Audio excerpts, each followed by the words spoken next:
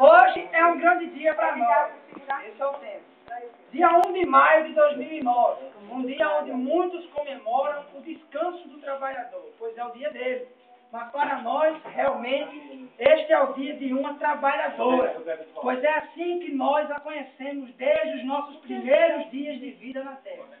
Alguém que foi escolhida por Deus para construir uma família abençoada, uma família que tem princípios, uma família que, acima de tudo, os pais têm amor aos seus filhos e andam em união, uma família que tem princípios bíblicos, pregadores, cantores e servos do Senhor Jesus.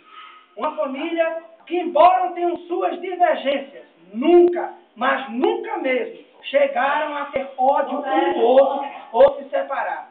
Uma família tão unida por Deus que 6 filhos eram poucos para tanta união e fecharam a conta com fé.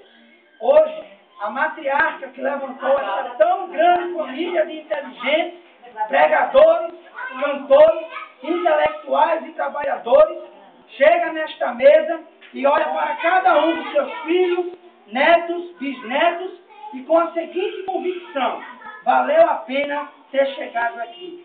Hoje, Dona Antônia Bezerra da Silva tem a certeza que há muitas mães ricas, saudáveis, que queriam ser como a senhora, que acima de qualquer dificuldade consegue manter a família unida, como hoje, nesta mesa, neste lugar. Hoje, saiba que para nós, que somos mais novos, são anos de vitória ao seu lado.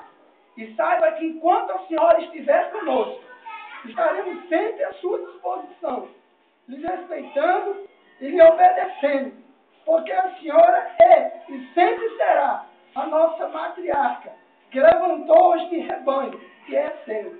Hoje, nós que somos seus filhos, netos, bisnetos, temos a alegria de dizer: feliz aniversário, que Deus te dê muitos anos de vida, para que juntos possamos viver ao seu lado. Nós te amamos.